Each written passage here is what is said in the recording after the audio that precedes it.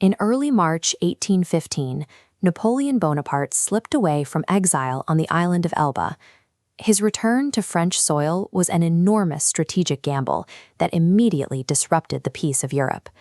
Advancing north, he rapidly reacquired military power without firing a shot. Royalist strongholds like the citadel of Grenoble fell through psychological momentum alone. When French troops sent by the king blocked his path, he stepped forward and threw open his coat, daring them to shoot their emperor. Entire regiments defected to his side. The geopolitical reaction was immediate and unified. The Allied monarchs at the Congress of Vienna put aside their bitter territorial disputes to form a seventh coalition, explicitly declaring war on Napoleon himself, branding him an international outlaw. This chart maps out the raw mathematics of the impending war. The coalition powers pledged a combined force of nearly 1 million men. Against this, France could field a standing army of only 200,000 troops. Internally, the French state was deeply compromised. The nation was exhausted from a decade of continuous conflict. The return of conscription was dreaded, and royalist insurrections in regions like the Midi and the Vendée forced Napoleon to dispatch troops he could not afford to lose. Facing a 5-to-1 numeric disadvantage, France cannot survive a defensive war of attrition. Napoleon's sole viable path to victory is a mathematically precise preemptive strike, aimed at fracturing the coalition armies before they can converge. To execute this strike, we have to look at the Belgian frontier. Just across the border, the Allied forces of the Duke of Wellington and Field Marshal Blücher are geographically dispersed along this specific road network. Napoleon plans to exploit this separation using a tactic known as defeat in detail. By seizing a central position, a smaller force can drive a wedge between isolated enemy units. This isolates them, forcing them into separate battles and preventing their superior numbers from combining on the field. The timeline for this operation is incredibly tight. The initial strike against Wellington and Blücher must succeed completely before the massive Austrian and Russian reserve armies can mobilize and reach the Rhine. A central position maneuver demands flawless operational speed. It relies entirely on a highly efficient, high-functioning command structure to process intelligence and move troops. Let's examine the defensive variables waiting in Flanders.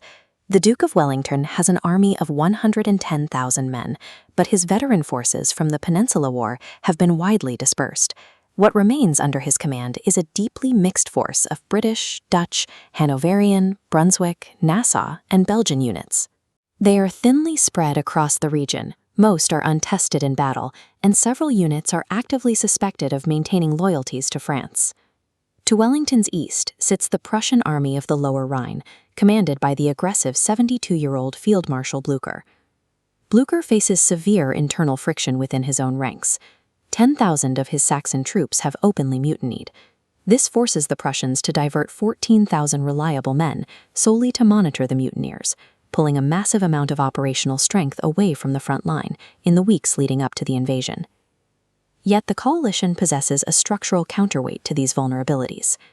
Since their earliest correspondence, Wellington and Blücher have developed a profound mutual respect and a proactive system of communication.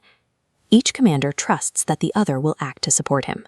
Despite the flaws in their respective armies, this cohesive leadership creates a very tight, highly reactive window for any French offensive. On the French side, thousands of veterans have flocked to the ranks, creating a highly capable fighting force. However, the internal command structure meant to lead them has severely degraded. This organizational chart represents the baseline of French imperial command. Historically, Napoleon relied on a robust network of 26 marshals of the empire to execute his complex strategic vision. By 1815, that network has suffered catastrophic attrition. 3 marshals have been killed in action, 4 switched allegiance to the enemy, 4 swore oaths to the Bourbons. 10 others are either too old for field command or prefer to remain politically neutral. Out of 26, Napoleon is left with exactly 5 battle-tested marshals to run an entire military machine. The French operational system relied on veteran commanders who could intuitively interpret the emperor's intent under the fog of war. When that layer of experienced translation is removed, the entire system seizes up. Napoleon is about to initiate a high-speed offensive using a hollowed-out middle management layer that cannot keep pace with his demands. The single most devastating absence from this contracted list is Marshal Berthier. For 2 decades, Berthier served as Napoleon's chief of staff. He was the indispensable administrative engine, overseeing headquarters and smoothly translating the emperor's broad thoughts into precise, synchronized orders. But Berthier fled to the Netherlands with King Louis. Without him, the army lacks the administrative bandwidth to route intelligence and coordinate corps movements effectively. Forced to fill this vacuum, Napoleon makes a series of compromises that misallocate the few capable officers he still has. Marshal Davout, arguably his best field commander, is left anchored in Paris. He is appointed Minister of War, tasked with defending the capital rather than leading troops at the front. Marshal Soult, one of the finest battlefield tacticians in Europe, is pulled off the line and miscast into Berthier's heavy administrative role as chief of staff. Marshal Suchet, another brilliant general, is sidelined entirely to hold the southern frontier. The French order of battle is structurally compromised before a shot is fired.